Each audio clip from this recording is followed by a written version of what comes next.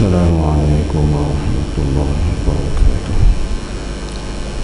الحمد لله رب العالمين، والصلاة والسلام على أشرف الأنبياء والمرسلين وعلى آله وصحبه أجمعين. رب اشرح لي صدري ويسر لي أمري واحلل عقدة من لساني يفقهوا قولي.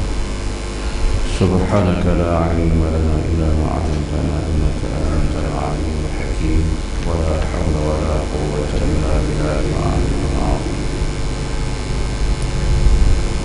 Bismillahirrahmanirrahim. Umar Al-Khattab radhiyallahu anhu berkata, adakan perhitungan untuk diri kamu sebelum kami diperhitungkan, karena yang demikian itu lebih mudah dan ringan bagi hisabmu dan pertimbangan dirimu sebelum kamu ditimbang semua amal perbuatan kamu. Dan bersiap-siaplah untuk berhadapan kepada Allah yang Maha Besar. Pada saat itu kamu dihadapkan, tidak ada satu pun yang tersembunyi daripada kamu, walaupun samar-samar. Dalam surah Al-Haqqah ayat 18. Jadi sambungan kita, pesanan Khalifah Amirul Mukminin Sayyidina Umar bin Khattab radhiyallahu anhu, hisablah diri kamu sebelum kamu diperhitungkan. Jadi kita diperingatkan oleh Khalifah ini, sebab Sayyidina Umar ni, kalau tak salah ingatan saya, mungkin tuan-tuan membaca sejarah beliau, seorang Khalifah yang cukup wara dan begitu hebat keimanan beliau kepada Allah. Dan Rasulullah juga menyatakan dalam hadis riwayat At-Tabrani,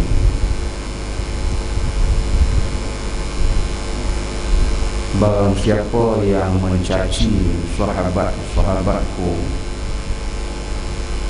yang mereka bukan dekat sekadar sahabatku tetapi bapa mertuaku, dan ada di antara mereka yang aku mertua kepada mereka, maka hendaklah kamu tinggalkan, jangan makan minum bersama dengan mereka, jangan bersedar gurau dengan mereka. Dan sesungguhnya Allah tidak menerima amal ibadat mereka. Ini hadis, tuan-tuan boleh rujuk dalam kitab Mustika Hadis jilid yang pertama, dalam bab beriman tentang adanya malaikat-malaikat Allah. Jadi malaikat ditugaskan, salahnya di antara malaikat itu untuk melaknati orang-orang yang mencaci, mengkeji, apatah lagi mengkafirkan sahabat-sahabat ini. Dalam riwayat hadis yang lain juga, dalam muqaddimah Mustika Hadis, Nabi menyatakan juga, hendaklah kamu berpegang teguh dengan Al-Quran dan Sunnahku dan Khulafa Ar-Rasyidin Al-Mahdiyyin. Jadi siapa mereka ni Khulafa Ar-Rasyidin Al-Mahdiyyin? Bermula daripada Sayyidina Abu Bakar As-Siddiq, berakhir dengan Sayyidina Ali karamallahu wajhah. Jadi kalau kita tengok dalam sejarah, dua orang sahabat ini bermula daripada Sayyidina Bakar, sahabat pun sahabat, pak mentua pun pak mentua. Ada yang dikata, kalau siapa yang mencaci, mengkeji, menghina sahabat-sahabatku, yang ada di antaranya mereka mertuaku dan ada mereka aku mertuanya. Jadi Sayyidina Bakar, Sayyidina Umar adalah bapa mertua Nabi. Kemudian itu pula Sayyidina Utsman, Sayyidina Ali merupakan menantu Rasulullah SAW. Nabi mertua mereka. Jadi bagi bawa Syiah dikafirkan Abu Bakar, dikafirkan Umar, dikafirkan Uthman, Ali tak. Dia agungkan Ali dengan Fatimah. Bahkan ditukar dalam syahadah pun dia mengucap, dia tak mengucap dengan Nabi Muhammad, mengucap dengan Ali dengan Fatimah. Buat dia sembahyang pun ada batu besar ni. Jadi orang panjang dia letak tempat nak sujud, dia sujud atas batu tu. So saya naik daripada Jeddah ke Bahrain, transit di Bahrain 3 jam, tumpang nak sembahyang berjemaah, masuk dalam surau, tengok ramai lah syekh-syekh kita ni sembahyang dengan seorang juga. Kita nak tumpang sembahyang, masuk tengok dia sujud, pakat dia sujud atas batu tu lah. Jadi saya sembahyang seorang, saya tak ikut, ini pokok Syiah. Di batu tu, dan pernah saya pegang batu tu, dia macam batu kiri. Di bau tu macam nak wangi sikit. Dia kata sempurna padang Karbala yang di batu. Ali Fatimah, belakang Hasan Hussein. Itu dia. Jadi mereka ni menolak, mengkafirkan Sayyidina Bakar, Sayyidina Umar, Sayyidina Uthman. Ini Syiah. Baik, jadi bila kita tengok kepada biodata pribadi Sayyidina Umar, seorang sahabat yang hebat, iman yang kuat kepada Allah, dan wara' sahabat ini, walaupun dia kata apa masuk Islam lewat daripada sahabat-sahabat lain, tetapi iman yang begitu hebat, maka dinampak oleh sahabat-sahabat inilah orang yang layak untuk memimpin umat Islam selepas kewafatan Sayyidina Abu Bakar As-Siddiq radhiyallahu anhu. Jadi dalam catatan hidup dia ni pernah Sayyidina Umar seminggu sekali tuan-tuan dia buka catatan dia. Dia ada catat seminggu sekali, dia tengok mana amalan yang banyak dia buat, mana amalan yang dia buat salah dengan Allah. Jika yang dia buat salah dengan Allah itu, maka dia sebat dirinya sendiri, dia watankan diri sendiri, dia mukul diri sendiri supaya merasakan bahawa bagaimana azab seksa Allah. Dan mereka orang yang beriman, orang yang soleh, iman yang kuat kepada Allah, bukan macam kita tuan-tuan. Jadi Sayyidina Umar dia kata, perhitungkan untuk diri kamu sebelum sebelum diminta perhitungan. Maknanya kita dibangkitkan di akhirat besok pada hari yang mana Allah menyatakan hari yang kamu dihadapkan dan tidak ada sesuatu yang tersembunyi daripada kamu walaupun samar-samarnya. Cuba rujuk tengok dalam surah Al-Haqqah ayat yang ke-18. Inilah peringatan dari seorang pemimpin umat Islam, seorang khalifah yang begitu hebat, kuat iman kepada Allah, berpesan kepada kita supaya kita ni kena hitung diri kita tu. Jadi kita ni kena bersiap sedia untuk menghadapi hari yang pertemuan kita dengan Allah di yaumul akhirah. Jadi hari ini hari yang tiada ada lagi yang boleh kita melarikan diri atau menyembunyikan segala apa yang ada. Semuanya akan disingkap, dibuka mengikut catatan-catatan yang telah dicatat oleh Raqib dan Atid yang ditugaskan oleh Allah Subhanahu wa taala untuk mencatat atau mencatat amalan-amalan di kalangan hamba Allah itu. Jadi jika kita membawa catatan kita dengan amal-amal yang saleh ataupun amal yang salihah, maka kita mendapat keuntungan yang amat besar di hadapan Allah. Dan sebaliknya pula, jika kita bawa catatan amal kita amal-amal yang buruk, amal-amal yang jahat, maka kita mendapatlah azab seksa yang amat pedih yang hari nantikan oleh Allah itu. Jadi ini tuan-tuan, ya, kita buat persiapan persediaan yang banyak. Jadi kita kena rajin. Ini tajuk kita bicara, rajin dalam ketaatan kepada Allah. Jadi rajinlah buat ibadat kepada Allah. Dan makin orang kata usia yang lanjut, warga emas, jangan jadi kumpulan kilauan emas. Allah tak payah lah tuan-tuan, dah tua-tua nak mati dah, malu ke orang bertegang awak leher, berebut-rebut nak isi orang, nak jadi warga kilauan emas. Tak payah. Ni kita berebut nak jadi warga akhirat ni tuan-tuan. Ingat kamu ada sedap-sedap kita ada seronok atas pentah dengan kilauan emas kita, mati atas pentah tu. Nanya tu, orang mati beribadat kepada Allah, kita mati dia menyanyi. Dengan cari pasal Allah boleh berhak melakukan apa saja, bila-bila masa dia boleh ambil. Ini kita. Jadi kita ikutlah seruan orang-orang yang soleh. Jadi Umar bin Khattab radhiyallahu anhu menyuruh kita untuk hari kebangkitan, buat persiapan kita amal ibadah. Jadi kena rajinlah tuan-tuan benda untuk diri kita sendiri, bukan untuk orang lain. Jadi jika kita rajin, maka kejayaan dan kemenangan akan diperoleh pada diri kita insya-Allah. Jika kita pemalas, penyegan, maka kita mendapat keburukan pada diri kita sendiri di hadapan Allah nanti. Itu pilihlah. Jadi sebab itu saya nak berpesan kepada kita merujuk kepada surah Al-Haqqah ayat 18. Dan begitu juga seorang sahabat lagi, Yahya bin Mu'adz Ar-Razi. Kalau tak salah sebut namanya begitu sebenarnya, Yahya bin Mu'adz Ar-Razi, yang berkata manusia ada 3 macam, iaitu orang yang sibuk di akhirat sehingga melalaikan dunia, orang yang sibuk di dunia sehingga melalaikan akhiratnya, dan orang yang sibuk dengan dunia dan akhirat.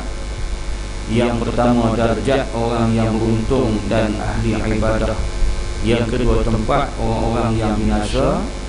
Dan ketiga, darjat orang yang berspekulasi atau cuba mencari nasib dengan harapan dapat beruntung. Ini kata lagi seorang sahabat yang soleh, Yahya bin Mu'adz Ar-Razi, manusia itu dia kata ada 3 macam, 3 jenis golongan manusia. Orang yang sibuk di akhirat dengan sibuk akhirat sehingga melalaikan dunia, itu satu golongan. Yang golongan satu lagi, orang yang sibuk dunia sehingga melalaikan akhiratnya. Dan yang ketiga, orang yang sibuk dengan dunia dan akhirat.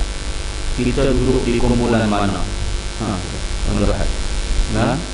Kata Yahya bin Mu'adz Ar-Razi, manusia ini ada kelompok-kelompok macam tu.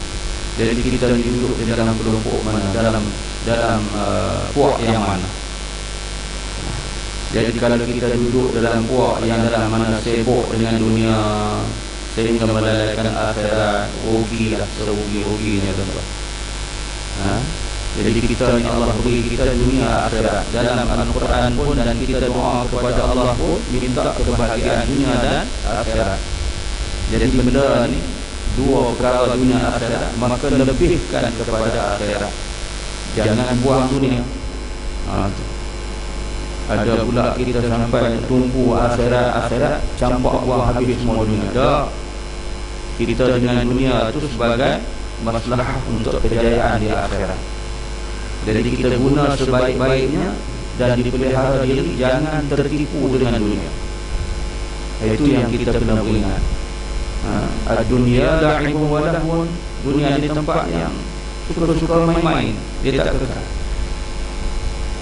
Itu jangan kita tertipu.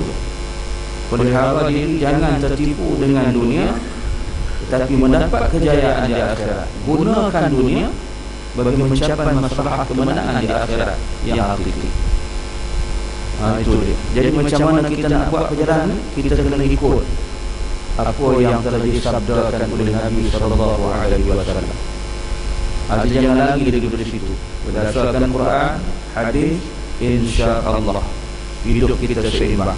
Tapi bila kita tinggalkan Quran dan hadis, tinggalkan cara hidup daripada khulafa ar-rasyidin al-mahdiyyin, kata Allah, faqad dhalla dhalalan ba'idah, maka sesungguhnya kita berada pada kesesatan lagi menyesatkan. Itu sahih. Jadi kita cari jalan mendekatkan diri kepada Allah ini supaya kita dapat menjadi golongan yang sibuk dengan akhirat, yang banyakkan amalan-amalan di akhirat. Jangan kita reka di atas dunia ini sampai kita lalai dengan dunia kita. Jangan jadi manusia juga yang sepenuh masa bekerja dunia saja, sibuk dengan dunia dan tak habis-habis, sampai kerja ibadat pun tak boleh nak buat dengan Allah. Ada seorang hamba Allah dulu ni, dia jadi pegawai bahagian ya, di satu departemen jabatan. Dia bukan jabatan kerajaan, dia kira jabatan tu berkanun tu. Tapi dengan kehendak Allah, satu hari dinaikkan pangkat pengarah besar terus. Nak jadi pengarah besar dalam jabatan. Dia kata apa, saya semenjak naik pangkat ni nak semayang pun tak sempat. Tu dia. Bukan kita tuduh, dia kata sendiri. Sebab kalau dulu ni semasa dia pegawai biasa ni, dia turun juga ikut kuliah di pejabat. Sebab dipanggil kita kuliah di pejabat tengah hari. Jadi ialah bila kita dah tak nampak kawan-kawan ni, lama tak nampak, saya pun tanya juga, mana si Anu ni? Kata dia orang, payah Azad, kenapa? Dia dah naik pangkat sekarang. Dan dia kata dekat kami, semenjak naik jawatan jadi pengarah besar ni, nak sembahyang pun tak sempat. Allahu Akbar. Itulah manusia lupa daratan, baru jadi pengarah besar macam tu dah kata sembahyang tak sempat. Tuan-tuan bayangkanlah betapa pentingnya dunia dalam hidup dia. Allah dibuang ke tepi. Jika itulah hidup yang dicari, maka menempuh kecelakaan yang abadi bagi dia. Jangan buat gitu tuan. Kerja tapi utamakan waktu beribadah di antara kita dengan Allah, itu yang paling utama. Jadi itulah kita semak tengok mana golongan kita duduk ni antara tiga kata Yahya Mu'adz. Yang pertama, darjat orang-orang yang beruntung dan ahli ibadah. Kita nak duduk orang yang macam ni ke ataupun sebaliknya? Yang kedua, tempat orang-orang yang binasa. Siapa tempat orang binasa? Tempat manusia yang kerja atas dunia dia, dunia sepanjang masa. Ibadat tak ada, apa tak ada, sibuk dengan dunia. Pagi, petang, siang, malam, bangkit cerita buat dunia. Nak tidur pun belum pejam mata pun cerita buat dunia. Dan kalau mimpi pun dia sebut dunia begitu. Dan saat nak mati pun dia tak boleh sebut kalimah doa dunia. Tengok dalam kitab Minhajul Abidin. Nak mati, saat nak mati tu, dia kata tak boleh sebut Allah, yang disebut ialah dunia. Allah, tuan-tuan, hanya cerita di dunia berat. Jadi sebab itu kita jangan jadi gitu.